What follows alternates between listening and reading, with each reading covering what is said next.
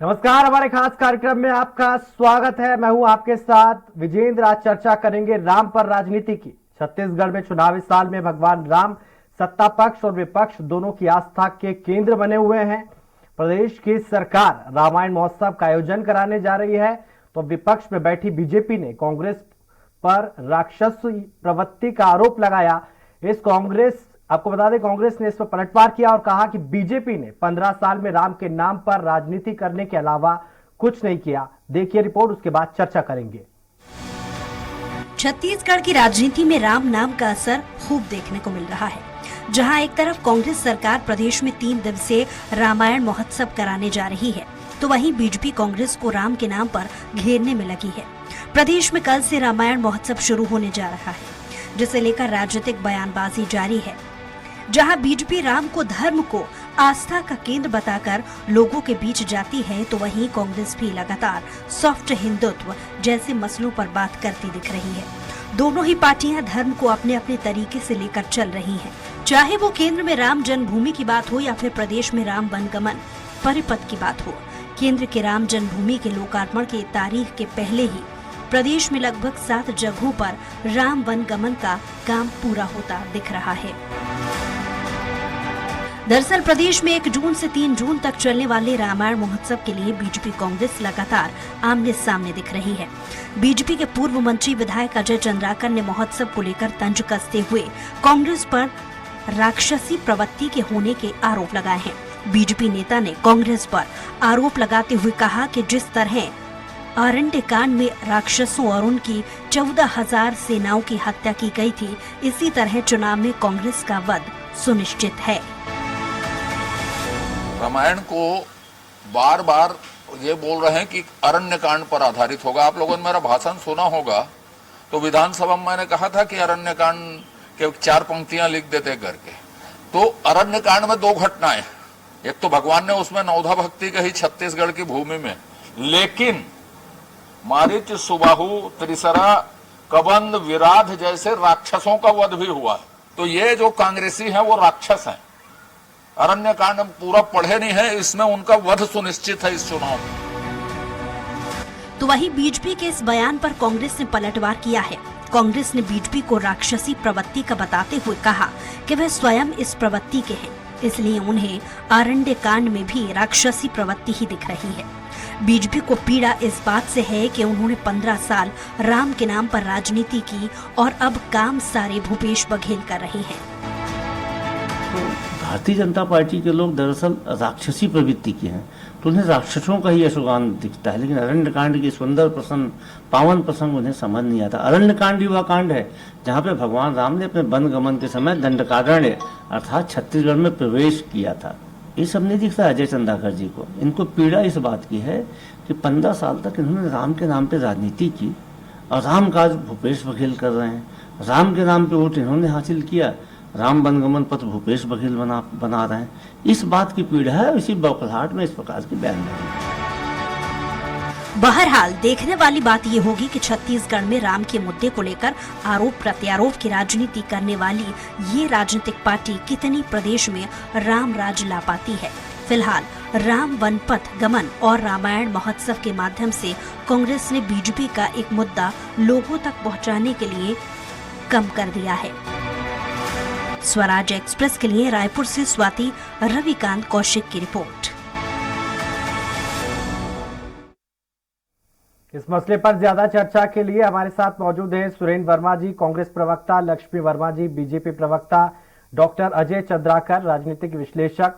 आप तीनों का बहुत बहुत स्वागत है। चर्चा में भाग लेने के लिए आपका बहुत बहुत शुक्रिया। सबसे पहला मेरा सवाल लक्ष्मी जी से। लक्ष्मी जी, कांग्रेस के नेताओं की तुलना राक्षसों से करना कहां तक जायज है? क्या ये आपकी पार्टी के संस्कार है?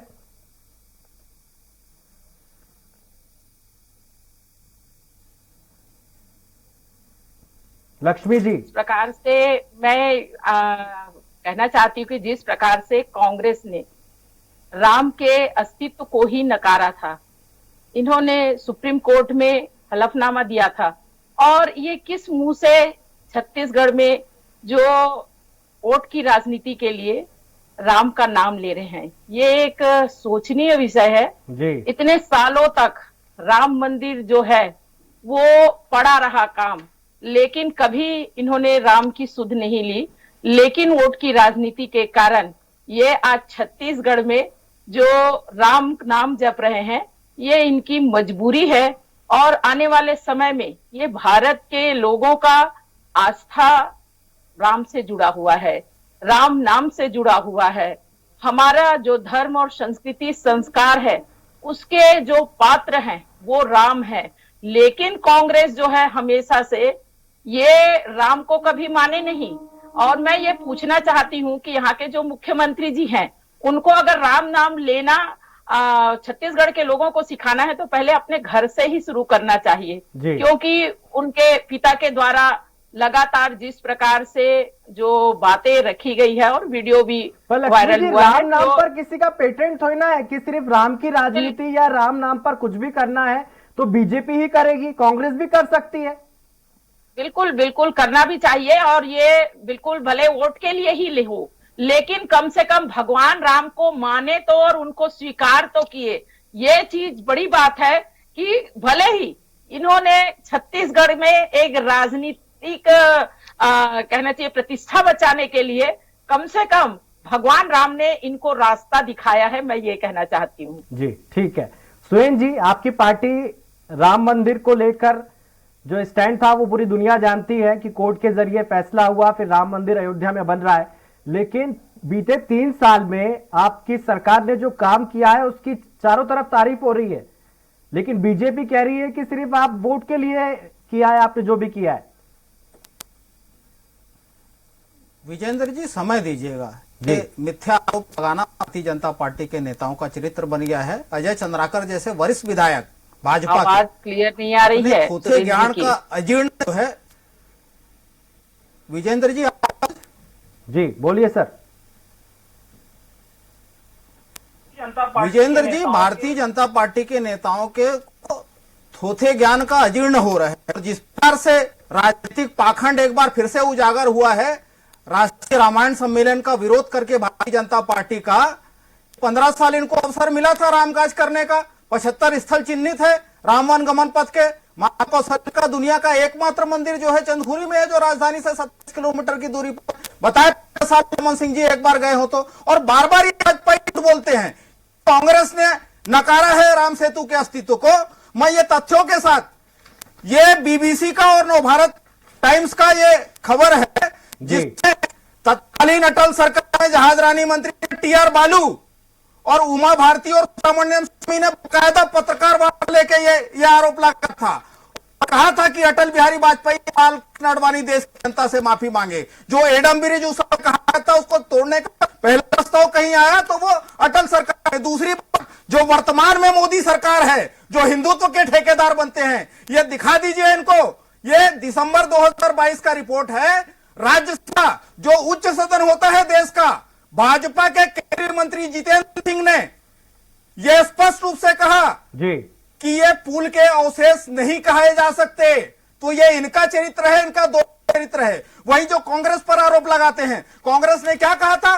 कांग्रेस में तत्कालीन जो कपिल सिब्बल जी थे, उन्होंने पुरातत्व विभाग का पक्ष लेते हुए जो पुरातत्व की रिपोर्ट थी कि ये प्राकृतिक उत्पत्ति है, केवल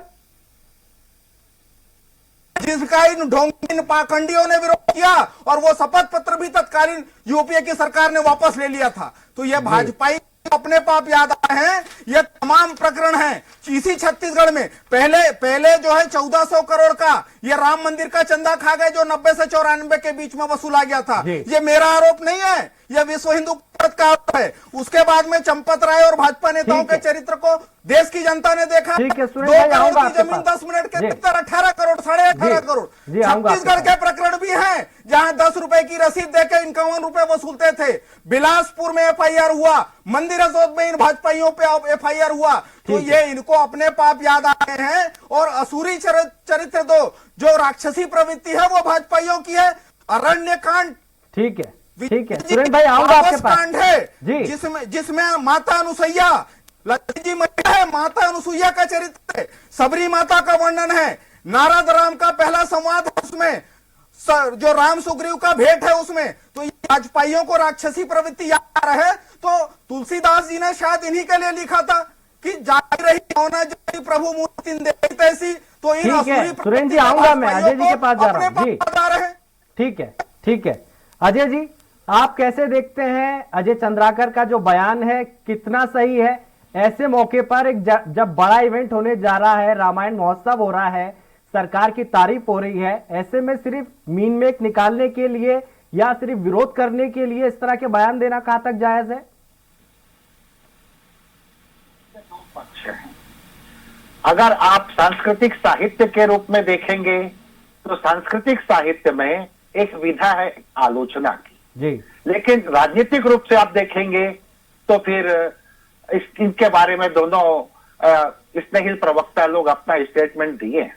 जी, प्रश्न ये है, सुरेंद्र जी अभी एक बढ़िया बात बोले थे, भारत को पढ़ने दो, पढ़ेगा इंडिया तभी तो समझेगा इंडिया, समझेगा इंडिया तभी तो कुछ बुझेगा इंडिया। भारत में 300 रामायण है विजेंद्र जी, जी, और एक ये रामानुज की किताब है दिल्ली यूनिवर्सिटी में जिसे पढ़ाई जाती थी। इसमें बौद्धिस्टों का रामायण अलग है, जैनों का रामायण अलग है, वाल्मीकि रामायण अलग है, पेरियार का सच्ची रामायण भी अलग है, और तुलसीदास जी का भी रामायण है, और जी। बहुत ही प्रीतिकर है, बहुत ही प्रीतिकर। अब इतिहास में हम देखेंगे तो इतिहास में पहले 6वीं शताब्दी से लेकर के जो दौर चला वो बुद्धिस्टों का था, वो तर्क का था, विवेक का था, विज्ञान का था। जी, उसके 2 नाथ संप्रदाय आए, उसके बाद भक्ति काल आया है जिसमें ये गुरु नानक जी हैं, रैदास हैं, कबीर हैं, दादू हैं इत्यादि। उसके बाद तुलसीदास जी का जिक्र आया है, और तुलसीदास जी वो राम के सबसे बड़े बड़े भक्त, और वो स्वयं कहते हैं मांग के खइबो और मस्जिद में सोइबो, लेने को एक न देने को 2। जो स्वयं मस्जिद में सोने की बात कर रहे हैं, और राम मंदिर और मस्जिद के नाम पर हमारे देश की राजनीति किधर जा रही है, ये है स्वयं तुलसीदास जी अपने पद में कहते हैं। जी, मूल बात यह है कि किस रामायण की आप बात कर रहे हैं। तुलसीदास जी की बात कर रहे हैं, वो निश्चित रूप से उसके ऊपर राम मनोहर लोहिया जी भी रामायण मेला लगाते थे विजेंद्र जी, और सभी भाषाओं के रामायण का वहां मेला लगता था, और वो ये बोलते थे राम मनोहर लोहिया जी कि यह सांस्कृतिक प्रतीक है भारत के लिए, जिसमें सभी भाषाओं को हम महत्व दे रहे हैं और सबके विचारों को सुन रहे हैं। तुलसीदास जी जब रामायण को लिखे तो वो उस समय के हजारी प्रसाद द्विवेदी जी, यशपाल जी, अनेक लोग थे जो विरोध किए। वो देववाणी संस्कृत में था, उसको वो जिस तरह से आम लोगों तक पहुंचाए हैं, वंडरफुल है। जी, लक्ष्मी जी, 15 साल आपकी सरकार रही छत्तीसगढ़ में, राम गमन पथ जो है वो भूपेश सरकार ने बनाया है। आप राम नाम की राजनीति करते हैं, लेकिन आपने छत्तीसगढ़ में ऐसा कुछ भी नहीं किया जिससे कि राम भक्त खुश हो।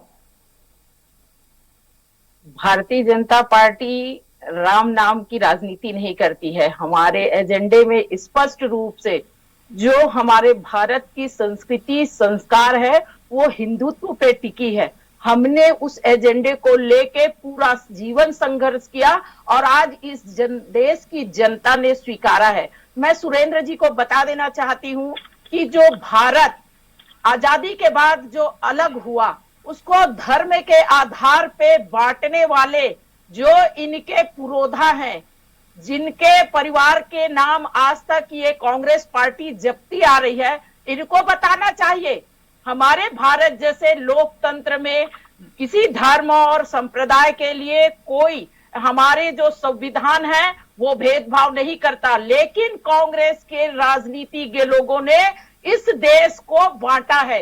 इस देश की धर्म और संस्कृति को खत्म करने का काम किया है और उसको पुनः प्रतिष्ठा करने के लिए हमारे प्रधानमंत्री नरेंद्र मोदी जी ने बहुत ही स्पष्ट शब्द। जी, ठीक है सुरेंद्र जी, तमाम आरोप आपकी पार्टी पर लगाए, जवाब दीजिए सर। विजेंद्र जी, ये भारतीय जनता पार्टी के आईटी सेल के जो व्हाट्सएप यूनिवर्सिटी है उसका असर है। ये पढ़ा लिखा करे। देश में द्विराष्ट्र सिद्धांत की पहली थ्योरी यदि किसी ने की है यदि धर्म के आधार पर देश को बांटने का विचार पहली बार किसी ने प्रसारित किया है वो सावरकर थे। 1927 में अहमदाबाद अधिवेशन पढ़ लीजिए, ये गन फैलाना छोड़ दीजिए, विनम्रता पूर्वक निवेदन है। ये मुस्लिम लीग के साथ में बंगाल और बिहार में अंतरिम सरकार बने, इनके श्यामा प्रसाद मुखर्जी उप मुख्यमंत्री बने, उसके पहले अंग्रेजों ने कलकत्ता विश्वविद्यालय का कुलपति बनाया और उसके बाद वो जो मुस्लिम लीग है वो उसी रास्ते पर चली। अंग्रेजों के जो बांटने और काटने की नीति है विजेंद्र जी, उसी के ये गुर्गे थे सावरकर। और इनको इतिहास पढ़ लेना चाहिए। अहमदाबाद अधिवेशन आज भी लिखित रूप से सावरकर की किताब में मिल जाएगा इनको।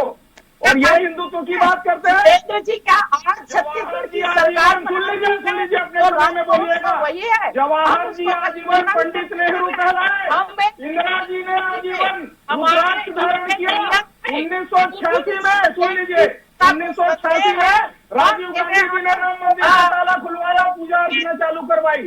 राहुल जी कन्याकुमारी से कश्मीर तक पदयात्रा में प्रत्येक धर्म स्थल पर गए, पूजा अर्चना की। तो ये कालनेमी के अनुयायी, कालनेमी के रूप में ये भाजपाई धर्म से धर्म को लड़ाने वाले अडवाणी जी की जो सांप्रदायिक उन्माद फैलाकर जो रथ यात्रा निकाली 5000 लोगों से हो गई, जिसके जिम्मेदार ये भाजपाई है। और इनको बात नहीं हो रही। वीरेंद्र जी चुप कराइए इनको। संस्कृति संस्कार को बनाए रखने का काम नहीं किया है। प्रदेश की जनता हजारों साल से गांव के रामायण की गाथा गाती आई है। सुरेंद्र जी, आप उस चीज को स्वीकार करिए। वोट की राजनीति के कारण मैं स्वराज आपने जो राम लिया वो आपने जो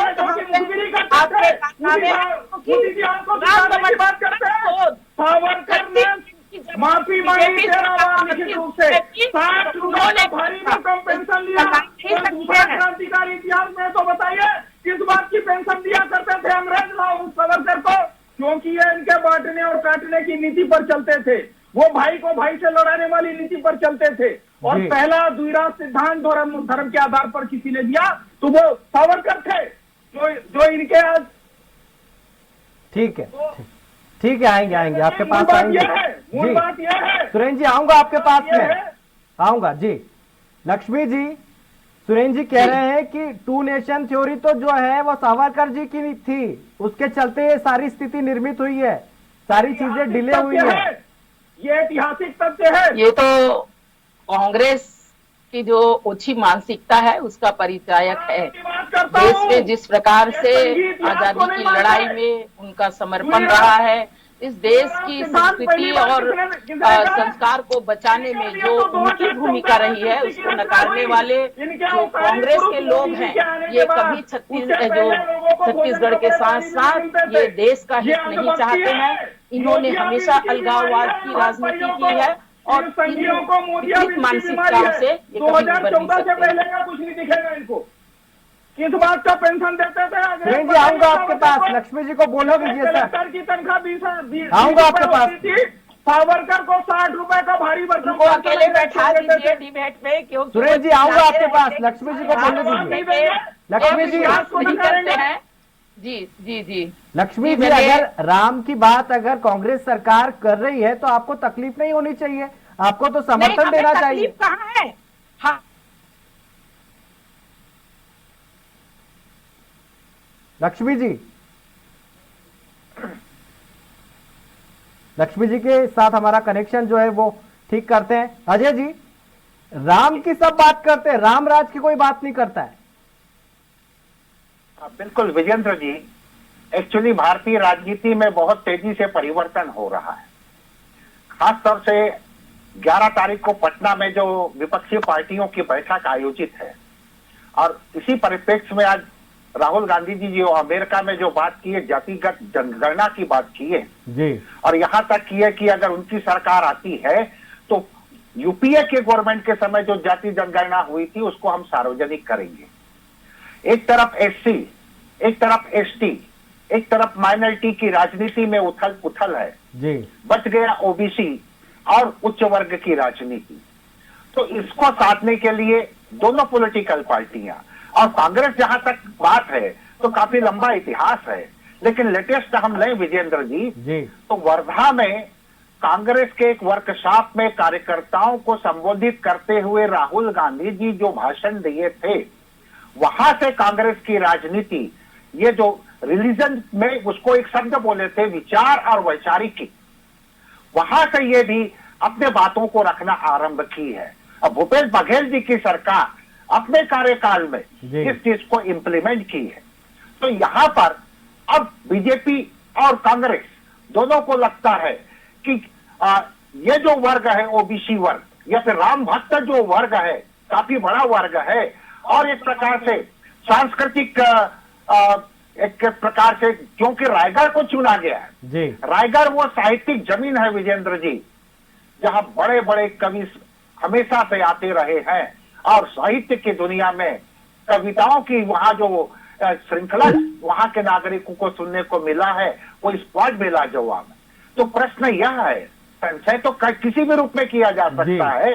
राम के बारे में बात करते हैं, एक राम तो भाई दशरथ का बेटा है, एक राम घर घर में लेटा है, एक राम सकल पधारा है, और एक राम जग से न्यारा है। सबके अपने अपने राम है, अपनी अपनी आराधना की पद्धति है। ठीक है, लक्ष्मी जी जुड़ गए हमारे साथ, उनका रुख करूंगा। लक्ष्मी जी, चंद्राकर जी ने बोला है कि इस तरह चुनाव में कांग्रेस का वध सुनिश्चित है। अपने पॉलिटिकल अपोनेंट के लिए इस तरह के शब्दों का इस्तेमाल करना कहां तक जायज है? लक्ष्मी जी।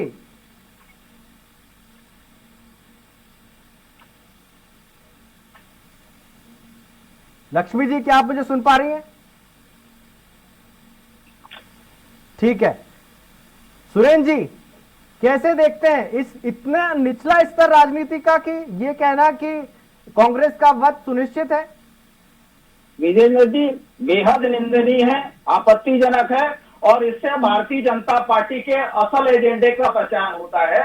जिस प्रकार से ये सत्ता की हवस में नफरत, हिंसा, उन्माद और हत्या तक उतारा है, ये भारतीय जनता पार्टी और आरएसएस की असली हकीकत है। गांधीवाद क्या होता है और गांधी दर्शन क्या होते हैं विजेंद्र जी, जो छत्तीसगढ़ में भूपेश सरकार ने करके दिखाया है। गौ सेवा हो रहे हैं गौठानों के माध्यम से, ग्रामीण अर्थव्यवस्था सुधरी है। आज जो गौशालाओं को वहां पर औद्योगिक पार्क बनाए जा रहे हैं, रूरल इंडस्ट्रियल पार्क बनाए जा रहे हैं। जिस प्रकार से किसानों में समृद्धि आई है, वनोपज संग्राहकों में समृद्धि आई है, सीधे तौर पर उनकी मदद हो रही है। वही 15 साल इनके समय में आपने देखा होगा, मैंने तो कहा ना। और वहीं दूसरी तरफ केंद्र की मोदी सरकार है, रामायण सर्किट है ना, कौशल्या का एकमात्र मंदिर जो है देश का वो छत्तीसगढ़ में है, वो रामायण सर्किट में केंद्र सरकार के में शामिल नहीं है। 75 स्थल चिन्हित है, उत्तर में कोरिया जिले में, सीतामढ़ी हरचौका से दक्षिण में सुकमा जिले तक, रामाराम तक 75 स्थल है। एक भी स्थान, ये छत्तीसगढ़ की उपेक्षा का प्रमाण है इन भाजपाइयों का। 9 निकम्मे सांसद है भाजपा के लोकसभा में, किसी ने बात रखी होगी छत्तीसगढ़ के हित और अधिकार की, तो ये बताएं। तो ये अंतर है, देश में 2 विचारधाराएं चल रही है विजेंद्र जी। एक गांधी जी की, जिसमें गौ सेवा हो रही है, जिसमें ग्रामीणों की समृद्धि हो रही है। दूसरी गोडसेवादियों की, जिनके गुरु सावरकर और गोडसे जो नफरत फैला रहे हैं, जो हत्या की बात करते हैं, जो हिंसा की बात करते हैं, जो उन्माद फैलाने की बात करते हैं, और लगातार इनका हिंसक चरित्र जो है वो सामने आया है। चाहे कवर्धा हो, नारायणपुर हो, बिरंजपुर हो, एक भी भाजपाई शांति की अपील करता नहीं दिखेगा। ये केवल दंगे भड़काने वाले लोग हैं, ये हिंसा भड़काकर राजनीतिक जमीन तैयार करने वाले लोग हैं। ठीक है, छत्तीसगढ़ की जनता ने 15 साल इनके मैं आखिर कमेंट के लिए अजय जी के पास जाऊंगा। अजय जी, एक तरफ बीजेपी है जिसकी राजनीति 2 से 80 तक राम नाम के सहारे पहुंची, अभी 302 तक पहुंची है लोकसभा में, वो भी राम नाम का सहारा है। लेकिन छत्तीसगढ़ में 71 विधायकों वाली कांग्रेस को राम नाम की जरूरत क्यों पड़ रही है? देखिए विजेंद्र जी, राम छत्तीसगढ़ के मसले के ऊपर जो ऐतिहासिक यहाँ के संदर्भ और प्रसंग हैं जी, तो यहाँ के वे ऑफ लाइफ में है। और यहाँ पर ये नहीं कह सकते कि कभी आप 2003 से लेकर के वोटिंग बिहेवियर देखिएगा, काफी कड़ा मुकाबला रहा है। लेकिन राम वे ऑफ लाइफ में, और बहुत अच्छी बात यह रही है छत्तीसगढ़ में जी कि एससी समुदाय के लोग भी, एसटी समुदाय के लोग भी, ओबीसी भी, वैश्य समाज, ठाकुर समाज और ब्राह्मण समाज राम के मसले के ऊपर उनके ऐसे जीवन दर्शन में वो शामिल है कि एक गांव में मान लो 20 किलोमीटर दूर कोई आयोजन हो रहा है तो वहां लोग बाग जाते हैं, सभी वर्ग सभी समुदाय के लोग। जी। यहाँ की सामाजिक समरसता काबिल तारीफ रही है। एक दो अजय जी अपवादों को कंक्लूड छोड़ कीजिए, वक्त करके। की कमी है सर, शॉर्ट में। मूल बात यह है कि निश्चित रूप से जिस तरह से चंदखुरी में जिस भव्य मंदिर का निर्माण हुआ है उसका विस्तार किया गया है और सांस्कृतिक रूप से अन्य जो धरोहर है उसमें भी सरकार काम कर रही है। लेकिन एक प्रश्न उत्पन्न होता है विजेंद्र जी, जो सबसे महत्वपूर्ण है। आप लोग सांस्कृतिक महत्व के ऊपर काम कर रहे हैं, आपकी प्रशंसा है जी लेकिन एक महीन बारीक रेखा भी है संविधान का आर्टिकल 27, जी। उसका भी अध्ययन करते हुए राज्य के नागरिकों के लिए सांस्कृतिक धरोहर को आगे बढ़ाया जाए। जी, बहुत बहुत शुक्रिया आप तीनों मेहमानों का। सुरेंद्र जी आपका बहुत बहुत शुक्रिया, लक्ष्मी जी आपका बहुत बहुत शुक्रिया, अजय जी चर्चा में भाग लेने के लिए आपका बहुत बहुत शुक्रिया। राम नाम की लूट है, लूट सके तो लूट। इस लूट का फायदा राजनीतिक दल अपने हिसाब से उठाते रहते हैं, लेकिन अपने आचरण में भगवान राम को आत्मसात करने की जहमत कोई नहीं उठाता, जिसकी देश को सबसे ज्यादा जरूरत है। चर्चा में आज के लिए इतना ही। आप देखते रहिए स्वराज एक्सप्रेस। नमस्कार।